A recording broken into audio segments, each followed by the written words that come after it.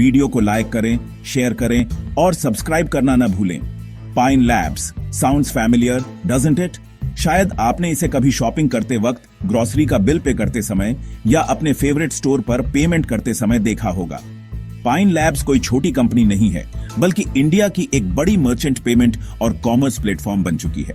इसका असली turning point आया 2016 के बाद, जब गवर्नमेंट के डिमोनेटाइजेशन ने डिजिटल पेमेंट्स को बहुत तेजी से आगे बढ़ाया। पहले यह कंपनी सिर्फ लॉयल्टी सॉल्यूशंस देती थी, लेकिन जल्दी ही इन्होंने मर्चेंट पीओएस सिस्टम और पेमेंट मशीनों पर फोकस करना शुरू किया और उसमें ईएमआई और पे लेटर ऑप्शन भी जोड़ दिए, बैंकों और एनबीएफसीज के साथ टाई अप करके। इससे इनके प्रोडक्ट्स मर्चेंट्स के लिए और भी अट्रैक्टिव हो गए। 2017-2018 तक ये मलेशिया और सिंगापुर जैसे देशों में भी अपनी सब्सिडियरी बनाकर पहुंच गए। आज पाइन लैब्स इंडिया के ऑन ऑफलाइन पीओएस मार्केट का लगभग 18-20% हिस्सा कंट्रोल करता है, यानी 6 मिलियन पीओएस टर्मिनलों में से करीब 9-10 लाख मर्चेंट टच पॉइंट इनके पास हैं। कंपनी अपना ऑनलाइन पेमेंट गेटवे प्लूरल भी चला रही है, जो हर महीने 300 से 400 मिलियन के ट्रांजैक्शन प्रोसेस करता है। उनका टारगेट है अगले 2 साल में इसे 4 से 5 बिलियन पर ले जाना। अभी ये उनके रेवेन्यू का 20% हिस्सा देता है, लेकिन ऑनलाइन स्पेस में कंपटीशन काफी टफ है। रेजरपे, पेयू, पेटीएम और बिलडेस्क जैसे बड़े प्लेयर्स हैं, और यूपीआई पेमेंट्स पर तो फोनपे और गूगल पे का ही कब्जा है। कंपनी की ग्रोथ ने इन्वेस्टर्स का ध्यान भी खींचा।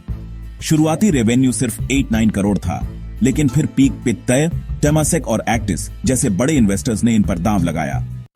इस कैपिटल से पाइन लैब्स ने कई एक्विजिशंस किए, जैसे फेव लॉयल्टी और रिवॉर्ड्स और क्विकसिल्वर गिफ्ट कार्ड सॉल्यूशंस, जिससे इन्हें अपने मर्चेंट बेस से एक्स्ट्रा कमाई करने का मौका मिला। अब आईपीओ की तैयारी है और इन्वेस्टर्स में जबरदस्त इंटरेस्ट है, लेकिन एक ट्विस्ट भी है। पाइन लैब्स पिछले 4 साल से लॉस में चल रही है।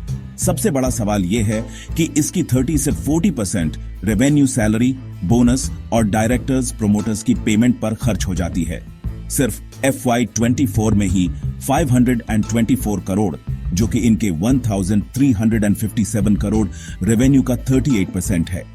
ये हाई ग्रोथ स्टार्टअप्स में नॉर्मल है, खासकर फिनटेक और एआई सेक्टर में, ताकि टैलेंटेड लोग टिके रहें। रिटेल इन्वेस्टर्स को ये रिस्की लग सकता है, लेकिन जैसे जैसे रेवेन्यू बढ़ेगा, फिक्स्ड कॉस्ट का इफेक्ट अपने आप कम होता जाएगा। यही चीज एक्सपर्ट इन्वेस्टर्स को अपॉर्चुनिटी लगती है, क्योंकि ये कॉस्ट फिक्स्ड है, इसलिए रेवेन्यू बढ़ने पर इनका प्रतिशत कम हो जाएगा। इसे कहते हैं ऑपरेटिंग लेवरेज।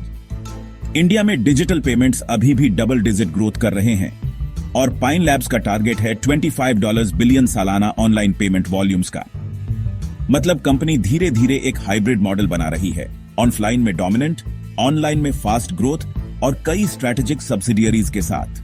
रिटेल इन्वेस्टर्स के लिए मैसेज साफ है, पाइन लैब्स कोई साधारण पेमेंट कंपनी नहीं, बल्कि चुपचाप ऐसा साम्राज्य बना रही है जो इंडिया की ऑफलाइन और ऑनलाइन कॉमर्स दुनिया को जोड़ रहा है।